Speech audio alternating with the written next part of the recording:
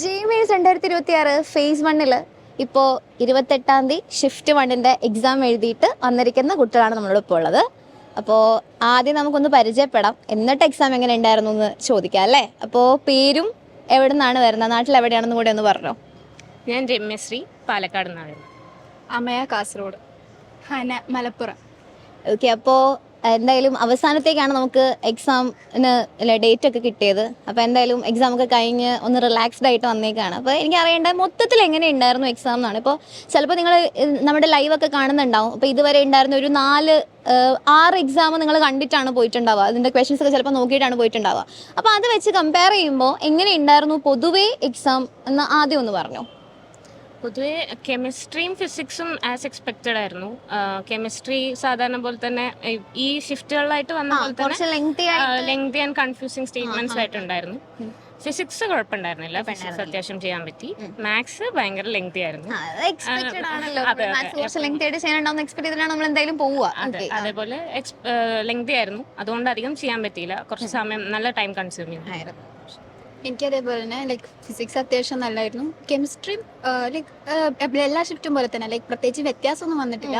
Maths ഭയങ്കര length ആയിട്ട് ഒന്നും നമ്മൾ വിചാരിച്ച രീതിയിൽ നമുക്കൊന്നും ചെയ്യാം. പെട്ടെന്ന് ലാസ്റ്റ് കുറച്ച് സമയമുണ്ട്, അപ്പോൾ നമ്മൾ പെട്ടെന്ന് പാനിക്കും ആവും. അപ്പം അത്ര നന്നായിട്ടൊന്നും മാത്സ് ചെയ്യാൻ പറ്റില്ല.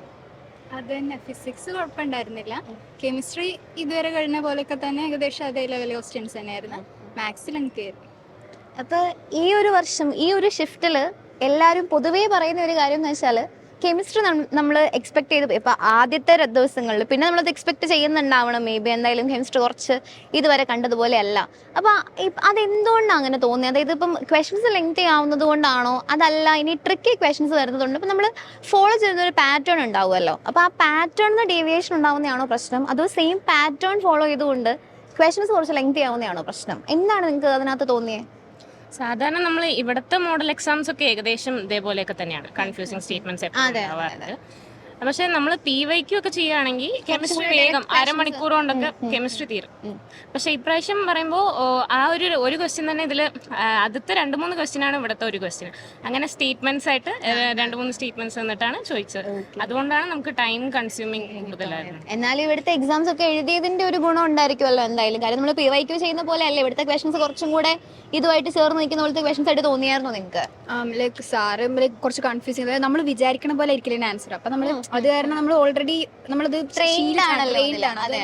അത് കാരണം അപ്പൊ അങ്ങനെയും വരാം. സോ നമ്മൾ NCERT വായിക്കുമ്പോഴേക്കും വരാൻ സാധ്യതയുണ്ട് എന്നുള്ളൊരു തോട്ട് നമ്മുടെ ഉള്ളിൽ വരുന്നതുകൊണ്ട് അപ്പൊ നമ്മൾ ആ വഴി അപ്പൊ നമുക്ക് ഈ എക്സാമിന് അത്ര വലിയ പ്രശ്നം ഉണ്ടാവും. ലൈക്ക് നമ്മൾ ഓൾറെഡി അത് കണ്ടു, ലൈക്ക് നമ്മളിപ്പോ ചിന്തിക്കും അത് അങ്ങനെ വന്നാൽ ഇങ്ങനെയും വരാമല്ലോ. അപ്പൊ നമ്മൾ അങ്ങനെ ചിന്തിച്ചോണ്ട് ഒരു ഇത്.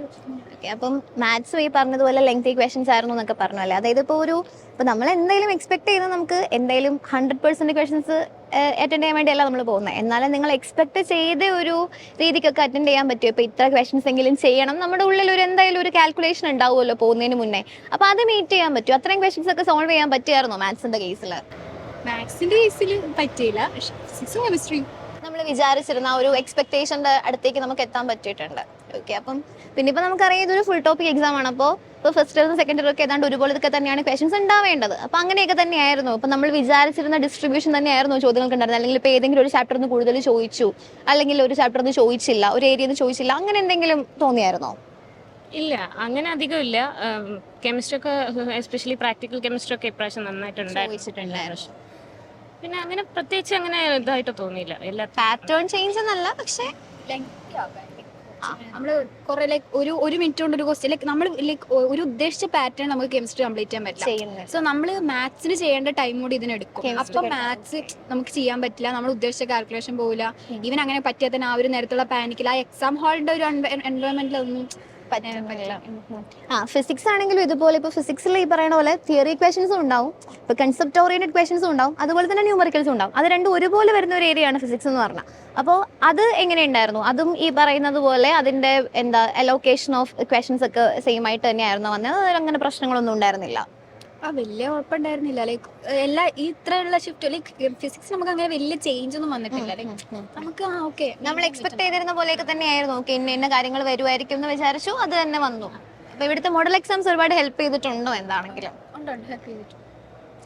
അപ്പൊ ശരി, അപ്പൊ എന്തായാലും ഇതിൽ തന്നെ ഈ ഷിഫ്റ്റിൽ തന്നെ നല്ല പെർസെൻറ്റേജ് കിട്ടട്ടെ എന്ന് ആശംസിക്കുകയാണ്. So thank you, all the best. 2026 JEE മെയിൻസിൻ്റെ ഫസ്റ്റ് സെഷനിൽ ഇന്നിപ്പോൾ 28-ാം തീയതിയിലത്തെ ഷിഫ്റ്റ് 1ൻ്റെ എക്സാം എഴുതിയിട്ട് വന്ന കുട്ടികളാണ് നമ്മളോട് ഇപ്പോൾ ഉള്ളത്. അപ്പോൾ എന്തായാലും ആദ്യം നമുക്ക് ഇവരൊന്ന് പരിചയപ്പെടാം. അപ്പോൾ പേരെന്താണ്, നാട്ടിലെവിടെയാണെന്നൊന്ന് പറഞ്ഞു 3 പേരും. അശ്വിൻ, വീട് പാലക്കാട്. ഷാസിൻ, വീട് കണ്ണൂർ. വർഗീസ്, കാസർഗോഡ്. അപ്പോൾ നമ്മളെന്തായാലും ഇപ്പോൾ 7ാമത്തെ എക്സാമാണ് ഈ സെഷനിൽ അല്ലേ. 6 എക്സാം കഴിഞ്ഞു ഇന്ന് അല്ലേ. അപ്പോൾ എങ്ങനെയുണ്ടായിരുന്നു മൊത്തത്തിൽ എന്നാണ് ആദ്യം ചോദിക്കാനുള്ളത്. കുറച്ച് ലെങ്തി ആയിട്ടാണ് തോന്നിയത്. എത്ര ടഫാണ്, ഒരു മോഡറേറ്റ് ആ ഒരു ഇതിൽ പറയാം. എക്സാം ഫിസിക്സും എല്ലാം കുറേ കാൽക്കുലേഷൻ നല്ലോണം ഉള്ള പോലെ തോന്നി. എങ്ങനെയുണ്ടായിരുന്നു? നല്ല ടഫായി.